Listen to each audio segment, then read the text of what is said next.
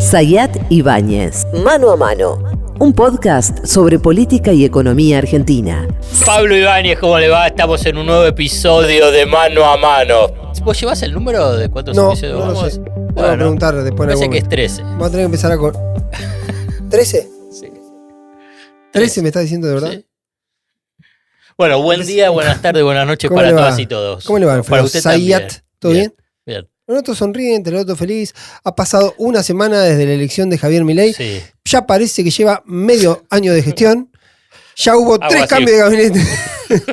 3 cambios de gabinete. ¿Valen emoticones? Valen emoticones. Y el gabinete que surja el 10 de diciembre, todos tenemos que sospechar claramente que es muy probable que dure 4 meses. Porque suele ocurrir. Los presidentes que asumen en situaciones de crisis o con pretensiones de hacer cambios. ¿Y si la crisis es más inventada que la verdadera? Me gusta la tesis. No la termino de comprar. La tesis, yo creo que estamos... Porque ¿quién te la vendió también? Porque algunos dicen, porque mi presunción es esta. Es absolutamente de olfato, ¿no?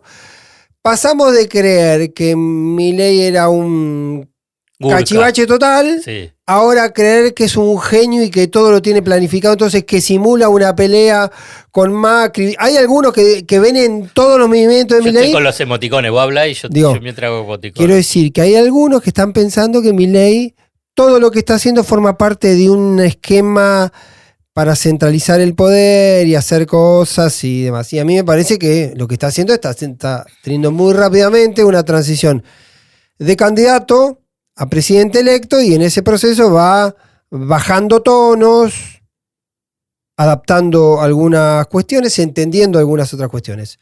Entonces yo estoy en ese proceso. Me parece que todavía es todo. Todavía es. Pero sí podemos tomar una definición. Pues está bien ese proceso. Yo coincido, digamos, porque vos ahí tenés un proceso de Milei panelista, Milei candidato, que en eso vos podés tener una mezcla, sí, o en algún momento no, en algún momento sí, y ahora el Milei político, yo lo llamo político, no lo digo presidente, es político, más que, viste, porque toda esta historia de la casta, ¿no? El Milei político, bueno, está en ese proceso de aprendizaje, veremos, pero yo, digamos, para mí acá ya no hay duda de lo siguiente, A ver. Soy bien terminante, ¿eh? Si no estás de acuerdo me lo decís.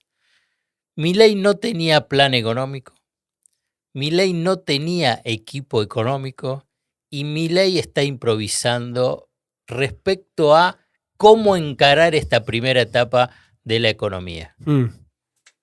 No coincido plenamente. Dale. Sé a ciencia cierta que Milei hace 2 meses y medio venía hablando con Toto Caputo. Digamos. Sí puedo dar por hecho que mantuvo hasta el final la tesis libertaria de lo que él parecía que quería hacer y rápidamente pegó el volantazo. Lo que me imagino que por las conversaciones preexistentes, y yo tengo fuentes para mí muy confiables que me dan cuenta de que esa conversación con Toto Caputo venía de hacía bastante tiempo, por lo menos 2 meses.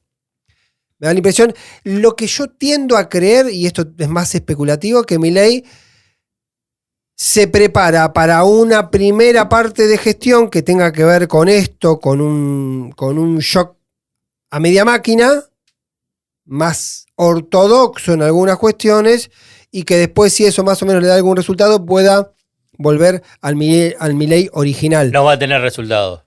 Eso es la pregunta que te voy a hacer a vos.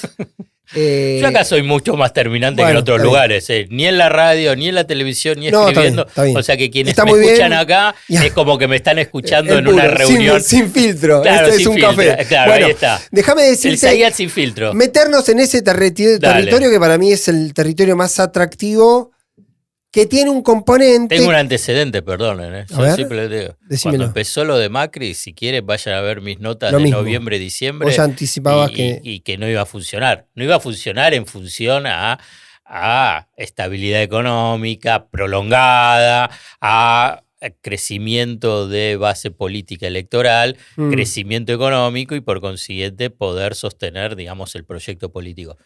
Digo, a mediano o largo plazo, decimos. Claro, digamos, está bien. Estamos hablando de eso, no que si va a tener éxito en 6 meses. Digamos, No, es nada. también es cierto que cuando este podcast salga al aire, ya creo que vamos a tener un poco más de precisiones sobre el éxito o no de Javier Milei en su gira por Estados Unidos, si consiguió algún guiño, si consiguió alguna promesa de fondos o si consiguió fondos. Ahí vamos a tener una primera aproximación sobre la emergencia, ¿sí? Ahora, hay otro capítulo que también estamos grabando este episodio en un momento donde están ocurriendo varias cosas. Sí. Está la reunión de gobernadores del peronismo, está la reunión de Juntos por el Cambio, en este momento exactamente, y estamos esperando el regreso de Mauricio Macri para una hipotética reunión con Javier Milei, ¿sí? Mientras tanto hay otras cosas que van ocurriendo, que hay que leerlas en plan. Yo te voy a decir dos cuestiones que a mí me parecen chiquitas en algún punto, pero relevantes. Milei todavía no definió quién va a ser su secretario de Legal y Técnica. Vos me dirás, ¿es importante? Es que no parece importante. Si pones el gancho cada vez que viene algo. Si no tenés a alguien que te lea bien todo. No parece tener un tipo de su confianza que le haga esa tarea. Macri se lo va a poner. Se lo va a poner Mauricio Macri. El tipo que está haciendo la gestión es Silvestre Sibori, un tipo que fue número 2 en el área de legales en transporte con Guillo Dietrich. Y algunos hablan de que Sibori en realidad está haciendo como una especie de intro para que el que vaya finalmente sea Juan Manuel Gallo, que era el tipo que era el número 1 en legales en transporte con Guillo Dietrich. La primera mirada es que si vos vas a ser presidente y el tipo que te cuida la firma, donde ponés los decretos, las designaciones, te dice esto está bien, esto es un peligro, esto está mal, qué sé yo, si no tenés eso, tenés una dificultad política, conceptual y de administración muy seria. Ratifica mi segunda sentencia de no tiene equipo. Lo de no tiene equipo, yo creo que coincidimos claramente que no tiene equipo. Lo que yo sí advierto que él podía tener ideas sobre áreas centrales, pero no tenía la dimensión, también una conversación que tuvimos no tenía una idea sobre la dimensión del Estado, de cosas que si vos no sos un hombre de la política, no mirás hasta que te dicen, che, acá tenés que poner un tipo que sepa mucho y que sepa funcionar. Es un improvisado. Es un improvisado. Digamos, vamos a ser sinceros, está bien, es el presidente electo, va a ser el presidente. ¿Es así? Es un improvisado. No conoce, nunca estuvo en el Estado, nunca tuvo un cargo público, no tiene idea de cómo funciona el Estado. ¿Vos sabés cuánto los que conocen, los que conocen el Estado y están en la política, cuando ingresan a la función pública, ¿sabés lo que tardan hasta aprender que tienen que hacer? Por eso. Digamos, en el mejor de los casos, pero el excelente tarda 6 meses. Al año dicen, y ya me siento cómodo. ¿Viste? Al año te dicen, y ya me siento cómodo. Y al año y medio hay elecciones y no saben, empiezan a retasear la firma. Pero ahí ya más o menos empezás a decir, bueno, volvamos. Ponele que la urgencia te lleve a ser más rápido porque no podés estar 6 meses entrenando, puede ser que cometas errores. Digo simbólicamente que el presidente no tenga un tipo de su entera confianza para que le cuide la firma es un dato que no es menor. Y la otra cuestión que me parece chiquita, pero que es también determinante, es que muy bajo el radar está el tipo que va a ser el ministro de Desarrollo Social, que va a tener rango de secretario, que es Pablo de la Torre. El hermano de Joaquín de la Torre. Un hombre progresista. Un hombre que viene de la iglesia, de 7 hijos, formación. De las ideas avanzadas. Un tipo que viene de un núcleo religioso rígido, duro. Antiderechos, antiabortista. Que ya viene avisando que se olviden de la motosierra en desarrollo social, que no va a haber motosierra en esa área. Bueno, él lo dijo también en Milei. Él dijo que no iba a tocar, pero después siempre hay una expectativa con eso a ver qué pasa, porque la práctica, después hay que ver cómo la dinámica. Y que ya empezó a armar la primera Navidad de Milei, con el tema de los primeros pan dulces y cosas que tenga que ver con la bolsa que va a entregar a fin de año del gobierno de Milei. Pero esto es populismo. Creo que es felicidad del pueblo en la Nochebuena. No sea un tipo insensible. No sea un tipo con un corazón frío. Ahora, entonces, quiero decir que ahí empezás a encontrarte con elementos que te hablan de improvisación y que ponen una alerta en algún aspecto sobre la administración, y en el otro lado que empieza a tener un pragmatismo que, de todos modos, hay que ver si ese pragmatismo después se verifica, se consolida en el tiempo y demás, porque también Guillermo Francos fue a ver a Emilio Pérsico y al Chino Navarro hablar como diciendo, muchachos, primera conversación, no queremos quilombo en la calle, y uno sabe cómo funciona esa relación. Pero hice 3 sentencias. Sí. Ya hay 2 que me dijiste que coincidís. La tercera, que no tiene plan, a ver cómo la sostenés. No, yo dije que para mí tenía plan cuando fue a hablar con Caputo, y Caputo le dijo, esa fue la primera que te dije, fue, el tipo tenía un plan que no era el plan de él, lo que uno puede entender. Escuchame, el plan de dolarización, bueno, afuera. Sí, afuera. Plan de eliminar el Banco Central, afuera. Sí. Bueno, digamos, plan motosierra, yo te lo digo hoy, plan motosierra, afuera. Digamos, primero, esta idea de que puede bajar 15 puntos del PBI el gasto es un delirio, ¿no? Es un delirio. No tiene partidas para. Sí, no hay forma de que lo resista. Salvo que vos digas, a nivel de decir, no voy a aumentar las jubilaciones, no voy a aumentar los salarios de los empleados públicos. ¿Que eso va a ocurrir? Eso sí ¿Que va no le va a aumentar los jubilados? Que eso va a ocurrir. Digo, va a quedar. Yo no sé si va a llegar a reformar la fórmula, pero lo más probable que empiece con paritarias estatales a la baja. La idea de provincias no pagando el aguinaldo a partir de conversaciones con funcionarios nacionales, luego de lo que dice Milei de no pagar el aguinaldo, que después se desdijo, pero quedó ahí, también empieza a habilitar un esquema. Si el Estado Nacional va a una paritaria a la baja, rota, también hay que ver cómo derrama eso para el resto de las paritarias del sector privado. Yo creo que hay elementos donde puede él tratar de poner una semilla simbólica y que algunos, digamos, eso ramifique a otros sectores y a otros actores. Ahora, digo, volviendo al eje, es cierto, digamos, lo paradójico es que él cumple la regla de todo candidato. En campaña dice una cosa y en la gestión de gobierno parece que va a ser otra. Pues sí, que el teorema Baglini ya hay que ponerlo en niveles altos de la ciencia política argentina. Y ya está, en parte por lo menos. El otro día veíamos, y lo digo brevemente porque quiero entrar en la cuestión económica puramente, pero decía, cosas que Milei decía que iba a hacer y que sus votantes decían que no iba a hacer. Romper con China. Con Brasil. Y con Brasil. 2 cosas básicas y ya se sabe que no las va a hacer. Y parecían tener más razón los votantes que decían, no, hay cosas que no va a hacer, esas cosas no las va a hacer. Y efectivamente tenían más razón los votantes que el propio Milei, que decía que las iba a hacer. Entonces, esta paradoja de que el tipo gane una elección diciendo una cantidad de cosas que parecían que eran temerarias, los votantes no la crean y hasta ahora parece que tiene más razón los votantes. Vamos a hacer la siguiente hipótesis. Vamos a meternos con el tema económico y dame 2 minutitos para desarrollarlo en este sentido. Porque, primero haciendo una prevención, si va por la línea ortodoxa, tal como se lo reclaman, y él mismo se ha puesto a la cabeza diciendo que va a ser más ajuste que el que propone el Fondo Monetario Internacional, la idea del equilibrio y hasta superávit fiscal no la va a conseguir. ¿Por la caída de la economía? Ahí está. Digamos, no es algo que yo tenga una bola de cristal ni decir, porque así funciona la economía en Argentina con más intensidad como funciona en cualquier otra economía. Entonces, acá cuando vos partís de un diagnóstico equivocado, tomás medidas por consiguiente equivocadas y entonces tenés un resultado no deseado. Esa es la secuencia que yo analizo de lo que es Milei. Sí. Él plantea que el principal problema de la Argentina, de la economía argentina, son las LELIQ. Sí. Y te lo digo en forma enfática, eso es falso. Si querés después hablamos un poco más de la LELIQ para tratar de explicarlo, ¿no? Segundo, que piensa que... Entonces, si él parte de esa tesis, si él resuelve con el plan Caputo el tema de las LELIQ. ¿Y cómo es resolverlo? Ponele que le encuentra una vuelta y hace una colocación de un bono para que la LELIQ deje de ser esa amenaza de supuesto endeudamiento del Estado a una... No importa. Pero ¿por qué yo te digo? Pero quiero ir a para entender la dinámica. Pero ponele que yo no te pueda determinar la dinámica exacta, pero quiero ir a tu tesis de que el problema no es la LELIQ. Quiero decir, si él resuelve el tema LELIQ de la manera que sea, ¿sí?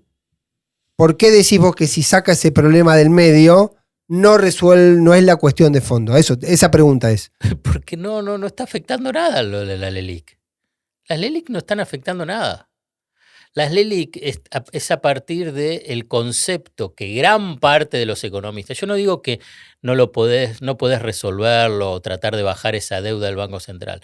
El problema es que gran parte de los economistas y que gran parte, por consiguiente, de los políticos, diciendo, y si te lo dicen casi todos, porque esto compran no es un esa problema. tesis. La bola de las LELIQ. Las LELIQ, letras de liquidez del Banco Central, son contraparte de los depósitos de plazos fijos. Sí. Tuyos de las empresas que colocan en plazos fijos su capital de trabajo para pagar salarios, para pagar proveedores, como tienen una liquidez determinada, porque saben, bueno, van y compran, tampoco pueden comprar dólares, de universidades, de organizaciones sociales. Entonces, no es solamente el ahorrista, el jubilado que va o el pequeño que tiene un ahorro. No. Bueno, esa es la contraparte. Vamos. Entonces, ¿el problema de las LELIQ entonces es el problema de los plazos fijos? No. ¿Por qué piensan que el problema es de las LELIQ? Porque por la tasa. Los bancos, ¿cuál es la función básica de los bancos? Ser intermediario financiero. Prestar y recibir. Tomo crédito y presto. Para prestar. ¿Por qué? Porque el banco paga una tasa de interés al plazo fijo. Claro. Y él dice, está bien, si yo pago una tasa de interés, yo tengo que cobrar una tasa de interés porque si no me fundo. Sí. Entonces cobro una tasa de interés. Como no hay crédito en el sentido de ¿quién va a tomar un crédito? Sí, la gente pone la plata en el banco, pero pone plazo fijo, pero no pide un crédito. Las empresas no toman crédito, sí, entonces claro. no. Entonces, ahí aparece el Banco Central dice, garantiza. Yo tengo que entrar acá para regular este mercado, porque si no, los bancos no van a prestar, no van a tomar plazos fijos. Entonces se cae el ahorro. Y si se cae el ahorro, cae una eventualidad de la inversión. Entonces, las LELIQ pasan a ser un instrumento de regulación financiera y, si querés, monetaria. ¿Qué pasa?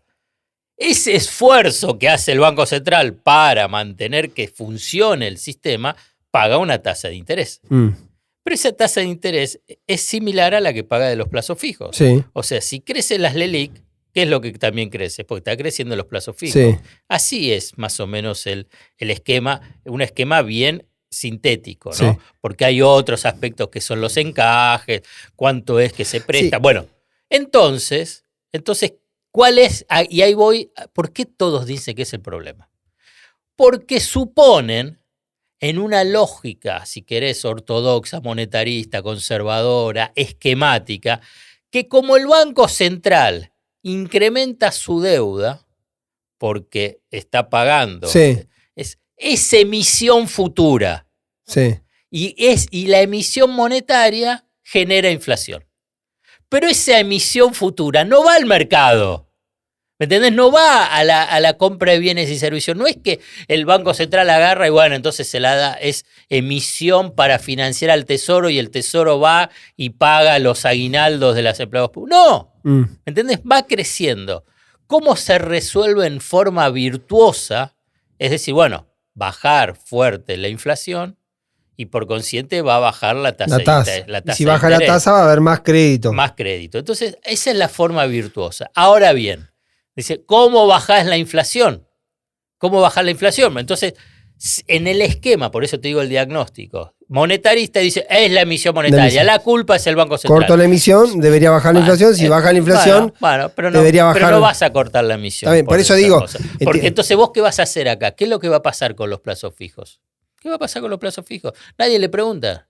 Entonces, ¿qué pasa? Porque si le da un bono al Tesoro, el Tesoro agarra y dice... La lógica sería que si baja la tasa y la actividad y esos plazos fijos que están en los bancos podrían convertirse en crédito y que funcione razonablemente. Pero si baja la actividad económica. Baja la actividad económica. Y la inflación dice que va a ser el 300%. Y además, claro, no tenés hipótesis de que la inflación... No, al revés. Dice que baje. Si la inflación no baja... Porque te faltan otras dos variables más que ahora la vamos a incorporar. Simplemente para pensar eso. Perfecto. Entonces no lo terminás resolviendo. Al revés, estás generando un problema adicional. ¿Cuál es? Depende cómo lo resuelvas. Vamos a poner dos hipótesis para hacerlo muy sencillo. Es decir, bueno, el Tesoro emite un bono, el Tesoro Nacional, y se los da a los bancos. Sí. En lugar del LELIQ vas a tener los bancos. Ahí tenés un problema de plazo, ¿no? Porque los plazos fijos son a 28 días, las LELIQ son a 28 días. ¿El Tesoro qué le va a dar? ¿Un bono a qué plazo? Entonces vos agarrás y decís, bueno, acá tengo un descalce de plazo. Sí. Independientemente, ¿qué tasa de interés va a tener ese bono? ¿Es un bono en dólares? ¿Un bono en pesos? Pero si los plazos fijos son en pesos. Y segundo, entonces vos le pasás la deuda al Tesoro. Por consiguiente, el fisco va a tener una exigencia adicional para llegar al equilibrio fiscal, porque tenés que pagar esos intereses que antes no los tenías en la cuenta. Antes la tenías en la cuenta del Banco Central. Esa es una. La segunda que dicen es decir, no, bueno, va a haber un crédito del Bank of America, más o menos, conjunto con otros bancos o fondos de inversión, de unos 15.000 millones de dólares. Obviamente que para que te presten ese monto, para tratar de rescatar esas LELIQ, punto uno, se repite este mismo esquema que yo te mencioné, ¿no? Digamos, cómo lo calzas con los plazos fijos.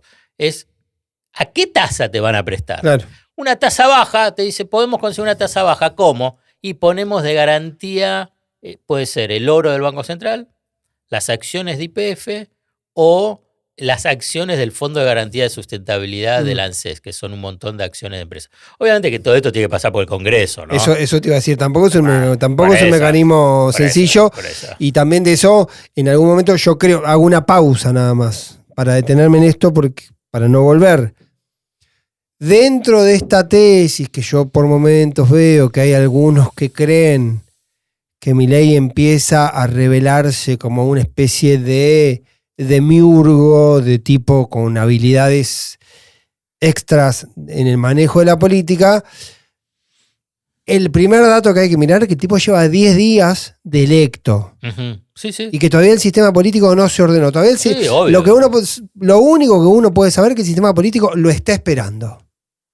Si el sistema político lo está esperando para en algún momento volverse ultra mileísta y convertirlo en su nuevo jefe, es una cosa. Ahora también el sistema político lo está esperando para ver qué sale de ahí y tranquilamente puede ser el primer actor de todo el esquema de poder que le diga hasta acá llegaste y sos objetivamente frágil. ¿Quién decís? ¿El primer actor? ¿El Congreso? Puede ser. Todos digo. Porque gobernadores. Yo en esa cuenta hasta te lo pongo a Macri. Ajá. Te lo pongo al propio Macri. Macri, según alguien me contaba muy de ese sistema, que Macri le dijo a Patricia Bullrich que espere hasta abril o marzo antes de cerrar con Milei. No te quemes al principio. Como algo diciendo, así. esperá, la tesis que a mí me dicen que motivó un poco a Patricia, dijo, yo tengo que entrar, primero porque, como dicen sus amigos, no sabe estar fuera de la pantalla, del ruido político, del ring, y que también Bullrich especula con que es un gobierno de transición, no un gobierno de transición, un gabinete de transición, y que ella podría tener en un segundo gabinete un protagonismo político más importante, porque si este sistema Milei, como está así, que sería Milei con socios menores o con socios parciales, perdón, el esquema, si eso no funciona, debería un esquema de cogobierno más sólido. De ahí Bullrich vos lo que estás tener para sí una contando expectativa. es tu análisis en función de que hablas con decenas de fuentes del mundo de la política, ¿no? Es así, es obvio. No sé si decenas. No, bueno, pero es obvio, digamos. Entonces, imagínate, digamos, cuál es la respuesta de los agentes económicos ante este escenario. Digamos, porque hay una fantasía que es decir, bueno, él va a entrar, entonces, y la motosierra, y esto y lo otro, entonces a partir de ahí la bonanza aparece. Bueno, claro. ¿Te imaginas que con semejante despelote político, primero, ¿quién va a poner un sope? Bueno, ¿cómo vas a conseguir financiamiento? Hay una cuestión que es básica. El capital tiene miedo. Claro. Y entonces va a ver, bueno, está bien, te queremos ver como político. Sí. Todo bárbaro. Estás en la luna de miel, andá si querés, andá a Nueva York, andá a la tumba del rabino, después andá y recorre los pasillos del Fondo Monetario Internacional. Pero después vas a ver, salí a la cancha. Y ahí también está un dato que ahora se vuelve recurrente, que el mismo escenario, en muchísimas mejores condiciones, tuvo Macri. Tuvo Macri.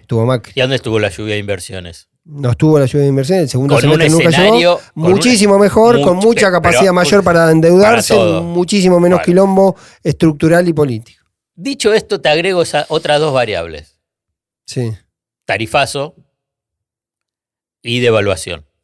Muchos te dicen igual, muchos de los precios ya están en contado con liquidación, MEP, gran parte de los teorema Plargay, ese. Sí. No, pero hay un estudio de Manuel Álvarez Agis fabuloso, que no es actual, digamos, es de agosto, mediados de agosto, principio de septiembre, donde hace una separación sobre los diferentes bienes, cuáles son más o menos los que están al tipo de cambio oficial, algo intermedio entre el tipo de cambio oficial y contado con liquidación, y quienes están en contado con liquidación y MEP. Alimentos y bebidas, vamos al grueso, están en el tipo de cambio oficial. Claro. Entonces, si vos lo duplicás, te duplica eso. ¿Y combustible? También. Claro. Entonces vos vas a tener ahí un shock. Hasta tarifa debe estar en el oficial también. Y además, ahora te agrego una cosa más.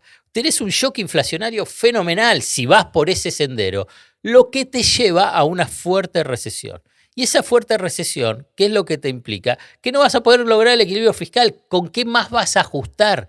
Porque es el círculo vicioso de la economía recesiva. Y te incluyo cuando vos estás diciendo tarifas y combustibles, que el precio del gas de boca de pozo y que hace a toda la cadena energética, del precio del gas, después el transporte, después el que va a las centrales eléctricas, el que va a la producción de gas para la industria y del gas domiciliario, está al tipo de cambio oficial. Claro. $3 y pico. Si se duplica... Si sinceras, como dice, claro, se duplica. O sea, el tarifazo todavía es mayor. Claro. O tenés que poner los subsidios. Y entonces no llegás al equilibrio tanto que estás pidiendo. ¿Te das cuenta de la complejidad de la lógica de por hacer un mal diagnóstico? Vos tenés una crisis. ¿Qué tipo de crisis tenés? Y aquí te voy a hacer también otras dos sentencias. Acá el problema, y te lo voy a hacer con reversionando a una película. Sin dólares no hay paraíso. Claro. Es así. Sin dólares no hay paraíso. Entonces, ese es el punto central de la economía argentina. Que vos fijate que casi no está en el debate, dicen, está el tema de la reserva y cómo los conseguís. Piensan que Caputo puede conseguir, pero Caputo quiere conseguirlos para hacer un enjuague financiero vinculado con el tema de las LELIQ. Claro. Entonces, sin dólares no hay paraíso. Y entonces, ahí, digamos, si la crisis que tiene la Argentina, y la economía argentina, perdón, es una crisis de ingresos vinculado con el tema de la tasa de inflación. Y vos fíjate que no aborda el tema de ingresos y no aborda el tema de inflación, sino que lo agudiza el tema de inflación. Lo agudiza por tarifazos, lo agudiza por la devaluación y además se mete en un despelote que es decir, quiero solucionar el tema de la ley, lo que te puede generar un problema aún mayor. Claro. Entonces vos agarras y decís, entonces, ¿a dónde está? ¿Cuál es el desenlace de todo esto? No, difícil, porque además todos esos procedimientos, hay algunas acciones que serán de relativo orden, pero si vos me decís, Bank of America ofrece y... Y BlackRock, me olvidaba. Y ponele que y si necesitas una ley especial para dar como garantías cuestiones, es muy probable, Alfredo, hoy, es muy probable que al menos las autoridades del Senado pasen a febrero. Que Milei arranque su gestión con autoridades del Senado heredadas, que en la línea de sucesión de Milei, abajo de Victoria Villarroel, quede todavía Ledesma de Abdala, la mujer de Zamora. Porque no hay número, porque no hay conversación, porque no hay un actor político, porque el mileísmo llega con 7 senadores al Congreso y no parece haber negociadores que estén estableciendo ese mecanismo.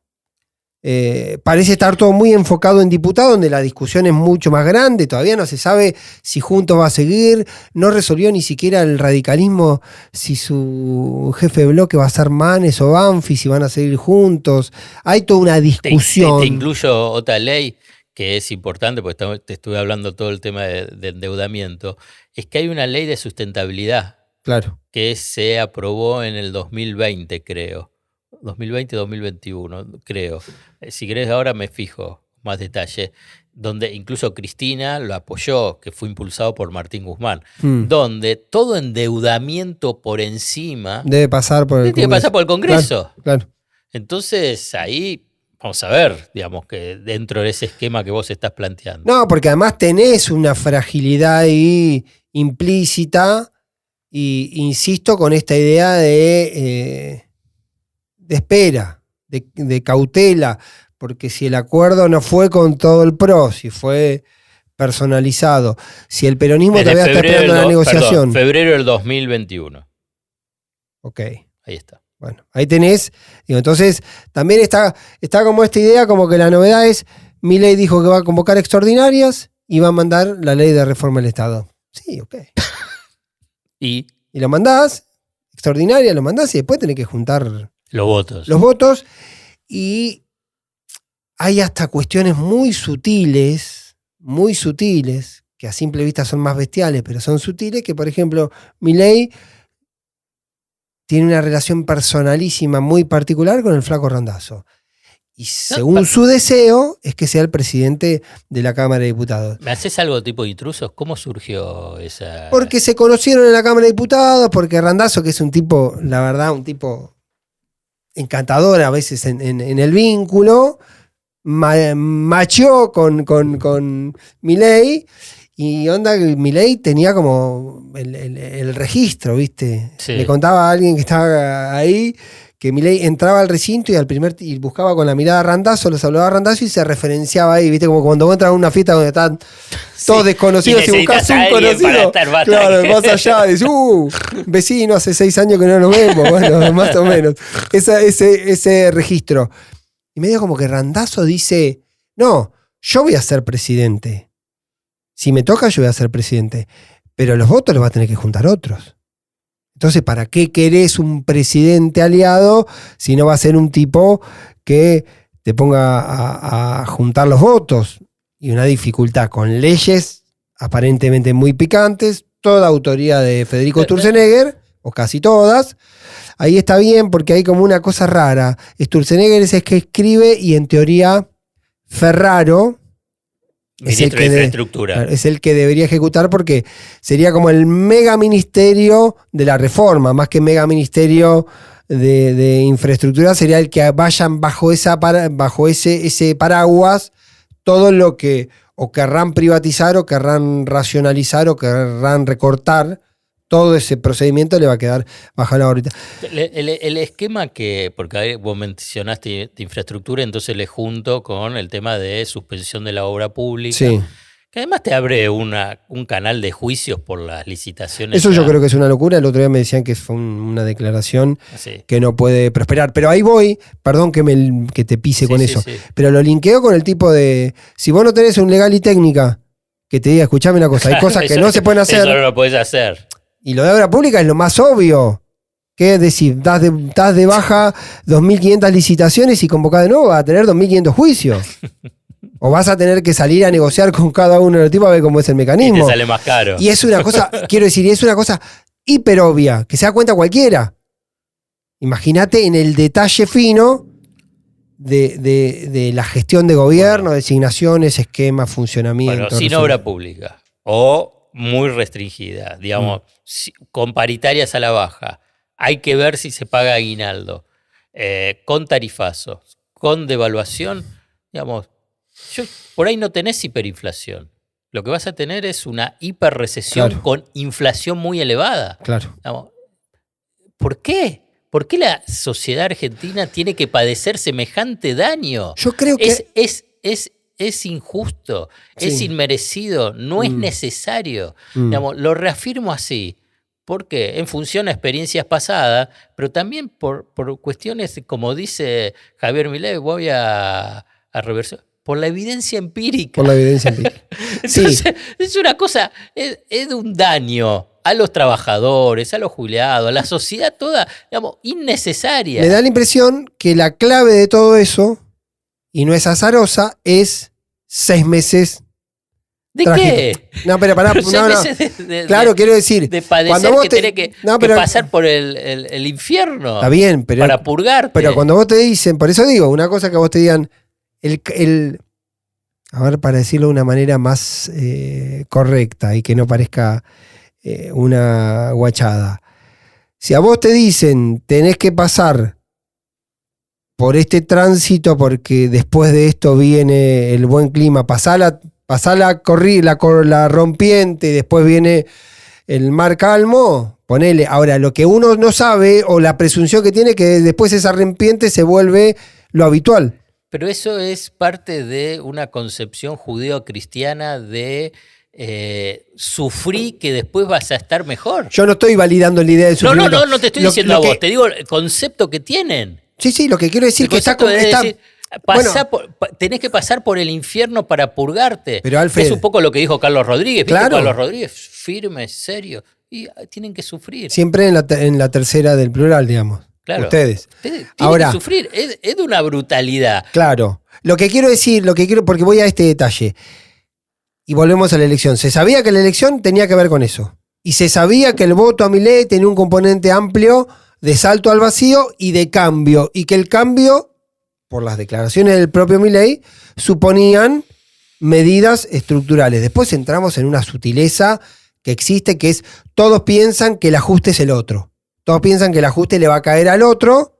Incluso puede hasta mostrarse solidario diciendo, che, pobre esta gente, le van a recortar algo, che, hay que darle una mano. Después el ajuste está bastante comprobado que en general es masivo, por lo menos para la mayoría de los mortales, o genérico.